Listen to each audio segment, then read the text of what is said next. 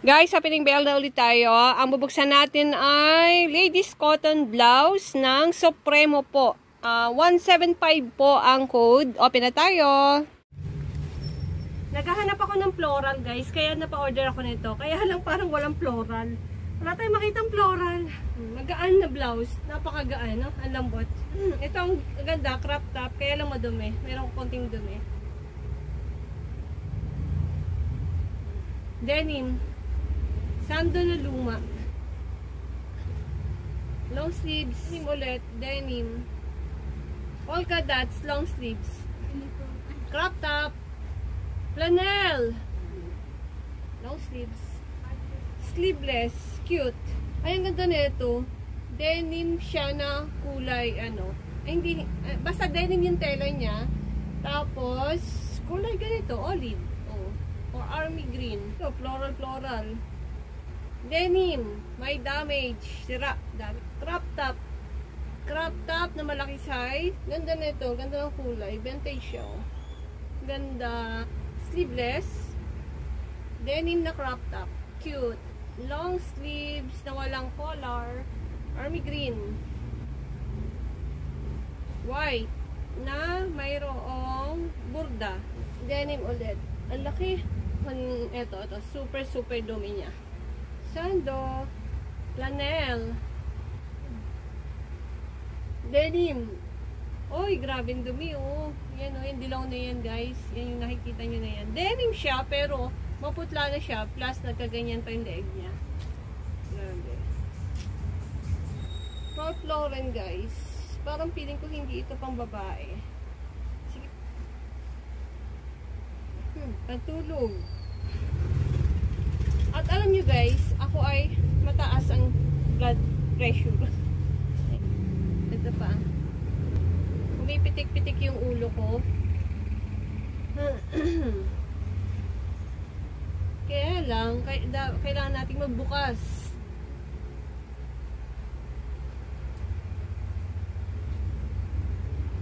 Violet.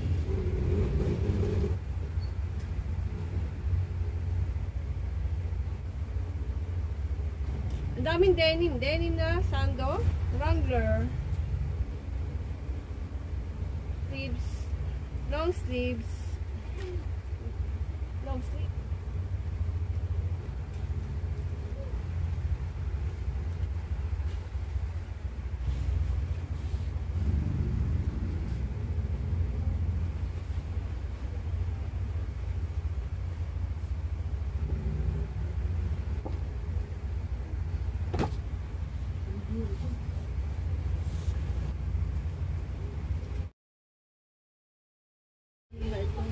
Halo-halo na ito sa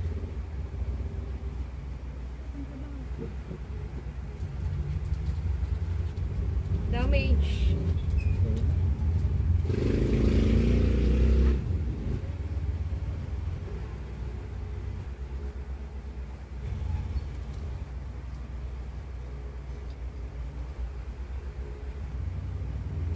Cool.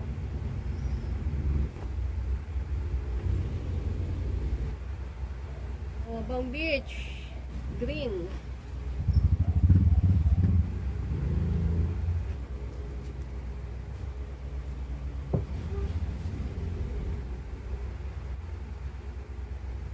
Big Massimo. Hindi ako sure. Yung nakikita ko mga magaganda, sa tingin ko maganda. May mga mancha. Sleeveless.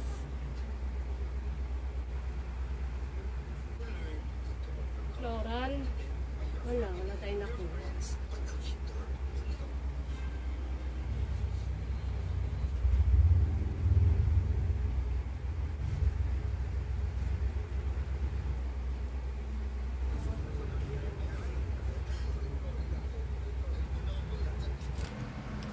Ayun guys, konti lang yung clip na pinakita ko, konti lang yung video kasi pinutol ko na dahil masama ang aking pakiramdam at ako nga ay mataas ang presyon that time. Yan ay nakaraang linggo pa.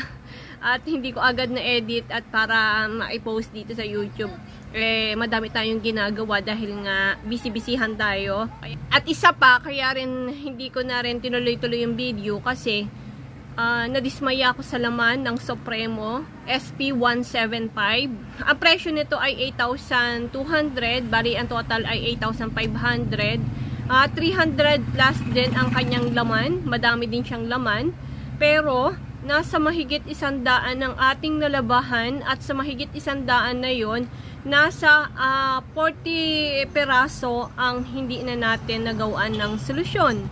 At meron pa talagang, dahil sa sobrang gigil ko, natanggalin yung mancha, tinry kong patakan ng Sonrox at namuti na siya.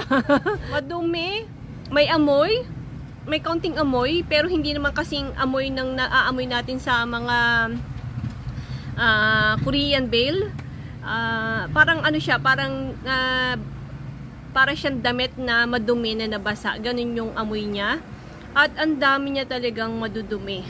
Sa kilikili na madilaw. Nasa 100 plus guys na ang problema ay yung may dilaw sa kilikili. Tapos, madami din siya na napatakan ng isang patak ng pagkain na hindi mo siya pwedeng lagyan ng Sonrox kasi makulay, may kulay. At binabad ko, iniikot-ikot ko, at binabad ko ulit. At pinatakan ko ng Sonrox na violet para mag-light lang yung kanyang pagkamantya. Wala din, ganun pa rin. Pasensya na sa itsura ko guys at ayoko na nang mag-ayos. Nai-stress kasi ako ngayong araw na to. Tag dito, ayun, wala na tuloy tayo. Hindi ko na alam yung sinabi ko. Ano ba yung sinabi ko? Hindi man lang siya nag-light yung mancha. And bumili nga pala tayo ng stain removal sa Shopee at baka yun ang makakapagsolusyon sa atin na mga problema sa mga mancha ng damit. Guys, kalahating taon na yung damit sa pagkabababad noong stain removal. Wala man lang ka-reaksyon, wala man lamang ka-takot-takot yung mancha doon sa stain removal. Andun pa rin siya. Palagay ko yung stain removal na ito ay yung usalik na nabibili sa palengke na tinunaw. Basta hindi ko siya inire-recommend sa inyo ang SP175. Siguro kaya ito ay slow moving din sa mga supplier kasi ganito nga ang itsura niya. At mga luma siya. Gamit na gamit. Siguro bilang lang sa kamay yung medyo bago-bago. At ngayon. Tapos, medyo mahal nga siya, 8,500 para doon sa ganong itsura ng damit. Ay, wala tayong magagawa, nakaka-stress lang siya talaga. Napagod pa tayo at nag-aksaya pa tayo ng sabon at wala din naman palang naging solusyon at hindi din naman talaga natanggal yung sa kilikili, yung madilaw, yung deodorant. Ay naku, ang gaganda sana ng mga brand guys. Marami tayong Ralph Lauren, 5 yung Ralph Lauren na nakuha natin. Tapos merong pang Michael Kors, merong pang daming Gap, madaming American Eagle, mga long sleeves, merong Anne Klein. Basta napakadaming branded, kaya lang hindi maganda kasi nga ang daming mancha at higit sa lahat ay mga luma na. Ayan guys, sa mga hindi pa po nag-subscribe, mag-subscribe na kayo at marami pa tayong ukay na pag-uusapan, marami pa tayong ukay na bubuksan dahil ang ukay ang ating hanap buhay.